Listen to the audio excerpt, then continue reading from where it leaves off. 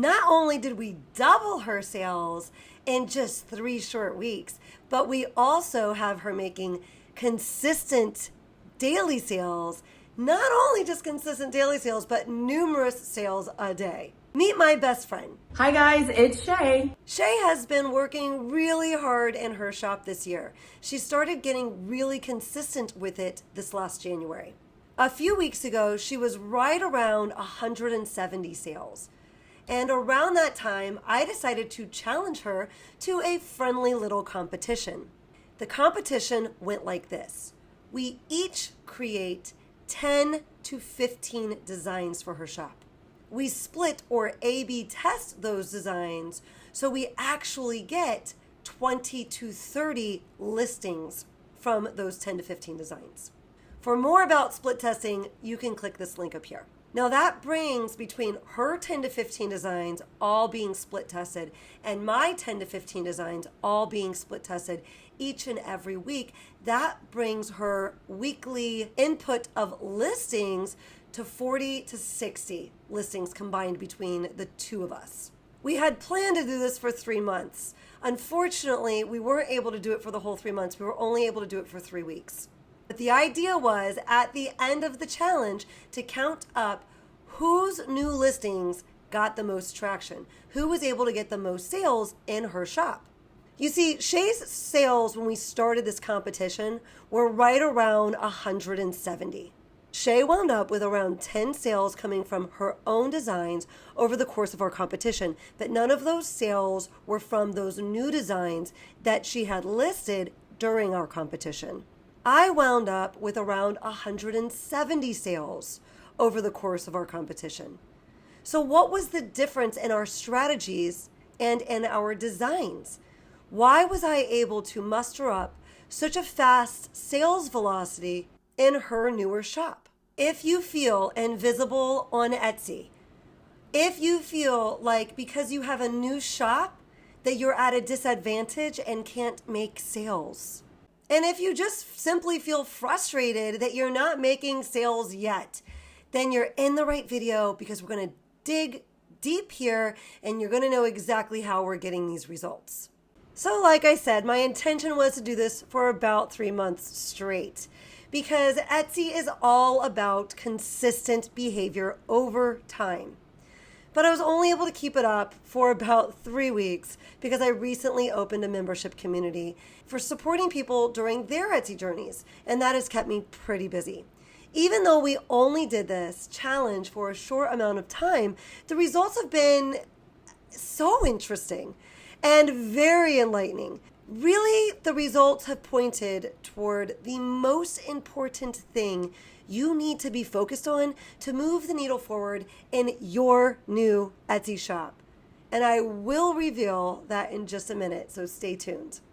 So what is responsible for getting the momentum chugging in Shay's shop so that you can then go take that secret and get the momentum chugging in your own shop? Etsy absolutely works on momentum. Once you start getting designs out there that people want to buy and you get some momentum going, then you got to keep feeding the algorithm. You got to keep feeding that fire with more designs that people want to buy. And that's how you scale your shop upward and onward. The strategy. Part 1 of the strategy. I chose 3 niches to work in for her shop during this challenge. One of them was the teacher niche. I did create an entire resource on this niche, and I will leave it linked down below if you'd like to pick it up if you're interested in working in that niche. I knew that back to school was coming up, and there are lots of ways to niche down in this broad teacher niche. That resource I created can help you with niching down in the teacher niche. I did niche down with my listings in Shay's shop. So far, we've covered 2 things. 1, I'm not all over the place. I chose just 3 places to focus on. Second, within those places, I niched down. So let's say one of the other niches I was working on was dad shirts. Well, I'm not just going to put generic dad shirts up. I'm going to niche down in a couple of places and focus on maybe the dad who golfs, the dad who's a football enthusiast, and the dad who has a motorcycle. specifically targeting dads with these interests. After I've chosen the niches that I wanted to work on consistently over time, the next thing was to niche down. And after I did that, the next thing, and the maybe most difficult yet most important thing, and I don't even really think it's difficult, I just think there's the bigger learning curve to this one. I needed to figure out how to make designs that were on trend, yet didn't look like everyone else's. In order to do this, we're going to have to use our market research. So in a nutshell, that means I need to add value to the market. And I'm going to show you exactly how I did that with these particular listings. I followed basically a recipe, and there are numerous recipes that you can follow to add value to the market to make sure your designs are on trend yet not looking like everyone else's. And I'm going to share with you one of the recipes that I use, the specific one that I used that really got traction in Shay's shop. And what I'm going to share with you can be applied to any niche that you're working in. But before we jump into that, I'm going to let you have this peek at the behind the scenes feelings of going into week 3 during this challenge. Okay, so it's week 3 of the challenge between Shay and I. Well, really week 2. We've got 2 sets of listings down. So I've, for 2 weeks, gotten all my listings out to her, and she got them up in her shop, and she did the same for herself. Week 3, I'm about to start working on designs, and I just opened Shay's shop. I'm still drinking my morning coffee, and I don't have any makeup on yet. But I just opened Shay's shop, and I'm super excited because I see 3 of the listings that I put in her shop. One of them has 20 in the carts, one of them has 10 in the cart, and one of them has 4 in the cart. I'm gonna look through the others. Feeling good about this challenge. So the specific recipe that I applied when I was making the designs that were grabbing that initial traction in Shay's shop was to go and search best-selling PNGs. And while I was searching best-selling PNGs, I came across something interesting. And well, because I search best-selling shirts, best-selling women's shirts, best-selling teacher shirts, and a couple of other niches. And I also research best-selling PNGs regularly. I've gotten an eye over the many months that I've done this, and I've gotten an eye now where I kind of can see new things kind of popping up. And I saw this new PNG font style pop up with a bestseller badge on it. And I thought, boy, that looks colorful. It looks like the kind of design that a teacher would like. I am going to take that PNG, I'm going to blow it up, and I'm going to see if I can make something happen in Shay's shop. That font you saw on screen there just a second ago is a Dalmatian dot font. And there was just one that was a bestseller. Now there's many bestsellers because this was weeks ago, and I was right there at the very beginning when I saw the first bestseller pop up. And that was good enough for me to take a stab. So I took action on that, massive action. In all, with that style, I made about 30 unique designs, which amounted to about 60 listings because remember, I A/B tested all of them in Shay's shop over the course of those 3 weeks. So I was sending them out regularly over the course of those 3 weeks. I was niching down to different types of teachers. I was adding personalization of the teacher's name to some of them. I had grade levels on some of those shirts. Some of them targeted groups of shirts while others targeted a single teacher. One example of niching down would be targeting different staff positions at the school as well. As sales started to roll in, I doubled down with the Dalmatian font in some of the other niches I was working on in for Shay. And we got a few sales there as well, but not quite like we did with the teacher niche. And while I was really excited that Shay was getting sales, And I was super also excited about the experiment of if you get the right market researched designs into even a newer shop that doesn't have a sales velocity, you can kick that sales velocity into superdrive. I was excited about all of that, but I was also a little worried that Shay was going to get frustrated that her designs weren't making traction while mine were. So when we first started the challenge, I remember the first week, Shauna put her designs in my shop, and then I put my designs in my shop.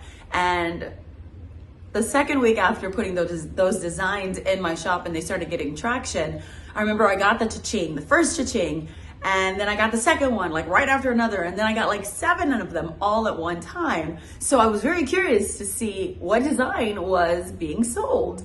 I looked in my shop and they were all Shauna's designs, and I felt some kind of way at first because her designs were selling in my shop, but my designs weren't getting any kind of traction. But then after that, I started thinking to myself, a sale is a sale. It doesn't matter. It's totally fine.